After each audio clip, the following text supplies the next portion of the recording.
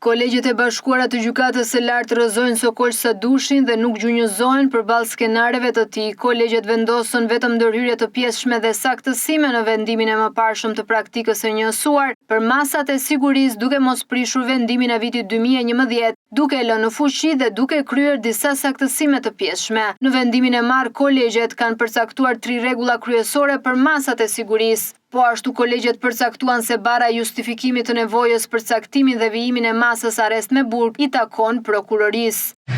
Në përgjigje të çështjes së parë, që lidhet me detyrimin e gjykatës për të shqyrtuar masat alternative përpara caktimit ose vijimit të masës arrest në burg, kolegjet e bashkuara përcaktojnë këtë rregull të së drejtës.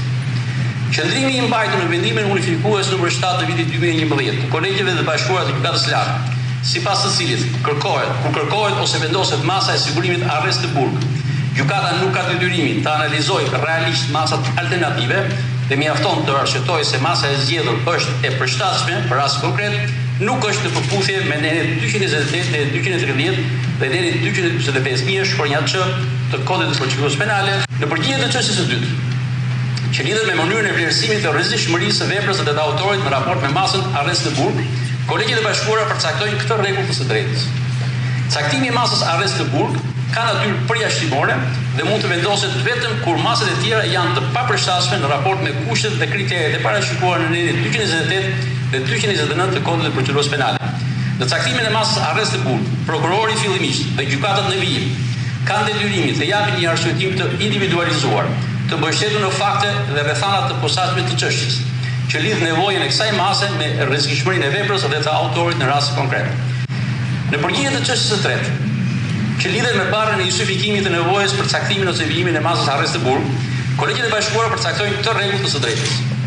Në interpretim të neneve 228, 229 dhe 230 të Kodit të Procedurës Penale, në lidhje me nenin 5.3 të Konvencijës Europiane për të Drejtat e Njeriut, barra e justifikimit të nevojës për caktimin dhe vijimin e masës sigurimit arrest të burg i takon prokurorisë, ndërsa gjykata ka detyrimin ta verifikojë dhe ta arsyetojë atë në çdo fazë të procedimit. Prokuroria ka detyrimin të paraqesë dhe të argumentojë në mënyrë konkrete faktet dhe rrethanat që mbështesin nevojën e kësaj mase, përfshi rrezikun konkret dhe papërshtatshmërinë e masave pak kufizuese. Në vendim është theksuar se detyrimi për të justifikuar nevojën e qëndrimit në burg i takon vetëm organit të akuzës. Gjykata duhet ta verifikojë këtë nevojë në çdo fazë dhe vendimi nuk mund të kushtëzohet nga provat pozitive që mund të paraqesë i pandeuri.